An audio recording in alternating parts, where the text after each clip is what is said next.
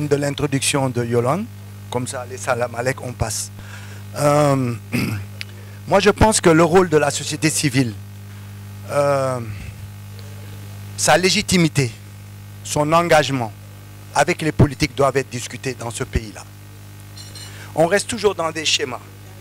C'est-à-dire qu'aujourd'hui, tu vois même le parti au pouvoir. Quand je dis le parti au pouvoir, la coalition Diomaye au pouvoir, oh, la société civile s'est encore réveillée sur des questions de démocratie. Ah, mais ils nous fatiguent. Ils nous fatiguent. C'est-à-dire, en fait, ils ont démissionné sur les questions de démocratie. Puisque les gens une démocratie, pas une société civile, mais nous sommes. Ce qui est grave quand même. Ce qui est grave pour un parti politique au pouvoir, ou en tout cas pour un président ou pour une administration. Nous sommes société civile de plein sonal sur la question de la démocratie. Nous sommes une démocratie, beaucoup de donc ça veut dire que donc, cette légitimité-là, il faut qu'on la discute. Deuxième aspect, c'est que dans la société civile aussi, on a plein de gens qui utilisent effectivement les politiques pour pouvoir nous yoba tous. Il y en a plein ici. Des organisations de la société civile, tous. De nous créer cette affaire, le moment venu, ils se font élire ou le new bocal. Ce qui est malheureux, ils sont même plus opportunistes que les politiques. Parce que moi, le politique, là où je le respecte, c'est qu'il mouille sa chemise pour aller gagner les gens. Et souvent, cette forme de société civile est une société civile très ingrate qui, en fait, ne mouille pas sa chemise et le moment venu veut passer. Mais toute la société civile n'est pas comme ça. Toute la société civile n'est pas comme ça. Donc, tant qu'on n'aura pas clarifié ce rapport de la société civile avec les politiques, notre légitimité par rapport à eux, et qu'on puisse se comprendre, on n'avancera pas. Le deuxième élément, c'est la problématique des partis et partisans. Il est évident qu'un parti politique, c'est un outil. C'est un appareil de prise du pouvoir. Le parti a été inventé pour ça. Le parti n'a pas été inventé pour faire de la politique. Le parti a été inventé pour prendre le pouvoir. C'est une arme. Le problème, c'est que pour dire les pouvoirs, après Doko Baïti, c'est les gens avec qui tu as combattu, comme tu dis, quand qu'il fait chaud, ceux-là aussi veulent se servir. Et c'est le rôle de l'ascenseur. Mais là, le beaucoup de fait, c'est pas bon.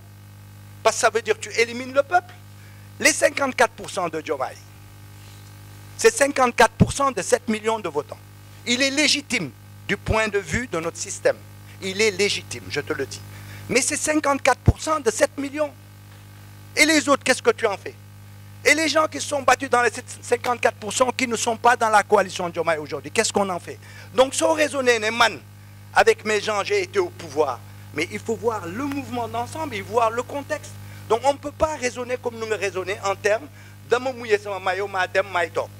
L'autre, c'est pas bon. Et mieux même, ce qui pose problème chez les partis, c'est que quand ils sont au pouvoir, ils passent leur temps, quand ils sont au pouvoir, ils passent leur temps à dire comment je vais y rester. Donc de nous khalat, en fait, pour Tokfi, là nous avons au peuple, parce que le peuple qui te réélit, quand au fond, mon mot a un pouvoir beau.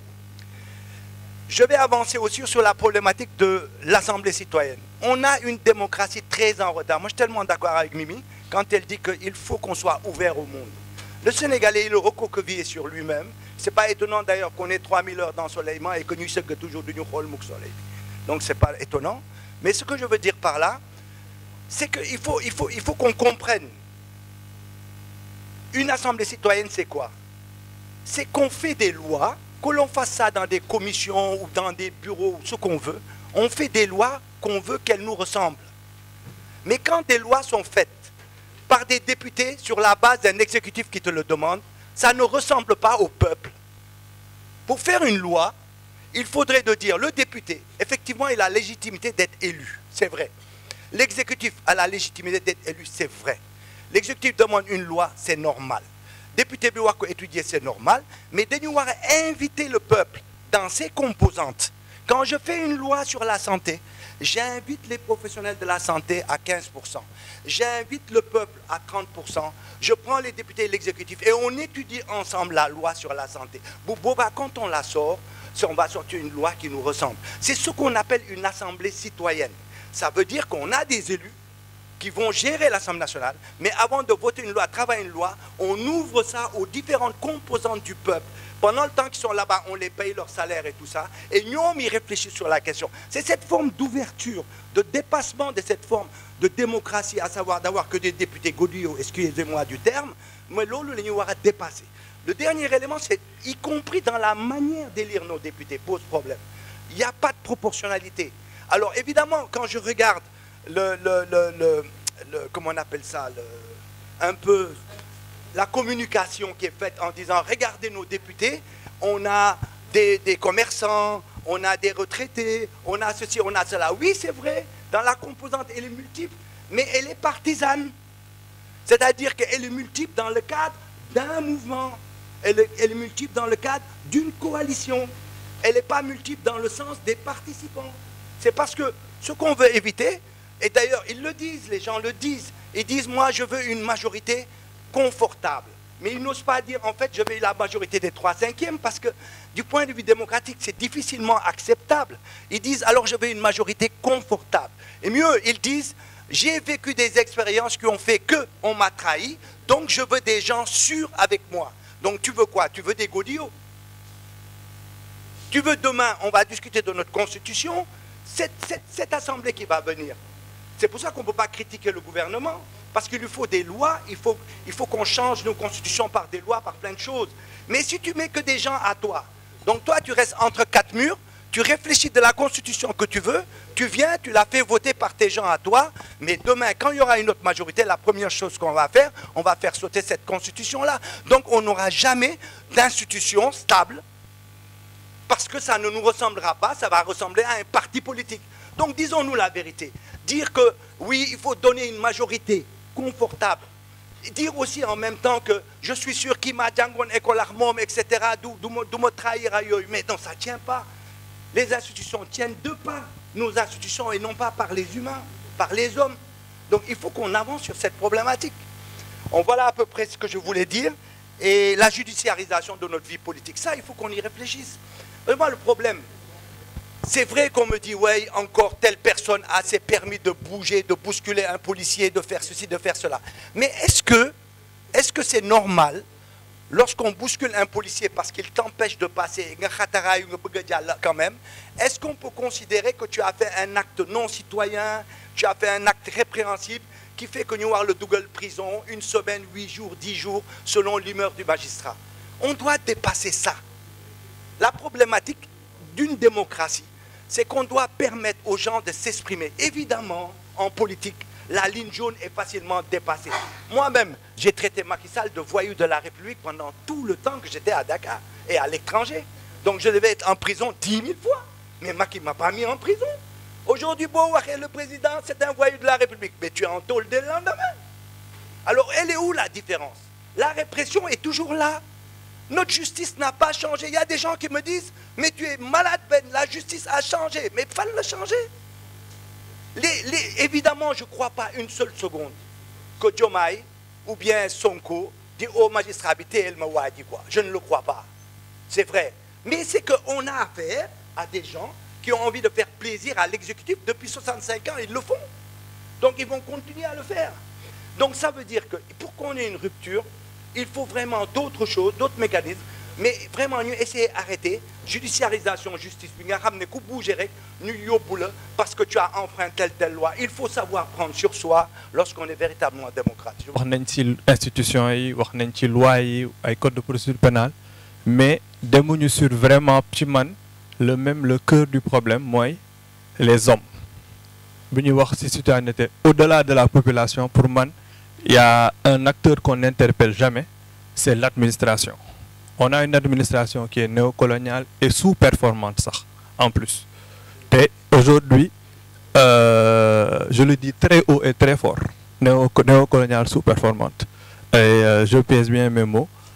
Aujourd'hui, quand on me dit loi, institution, aujourd'hui, par exemple, l'Assemblée nationale ou la loi si préfet bo xamné pendant que dans tout le monde, avec les fichiers au Gaza et Libye, nous avons fait une manifestation devant des ambassades à la même période, donc même courant historique. Nous avons interpellé le préfet pour faire une manifestation devant l'ambassade par exemple de France déjà d'aller répondre 2 heures avant la manifestation pour te dire, donc il ne te jamais me convoquer la ne la bul ko defee fii demal fii pour bul ko kii pour te dire non fii mënoo ko def, c'est interdit parce que tu déranges la quiétude des travailleurs de l'ambassade. Booy manifester contre benn ambassade, pratique ambassade, c'est pour déranger l'ambassade. Avec les benn, quand on a fait la manifestation à l'ITIE, c'était pour déranger l'ITIE.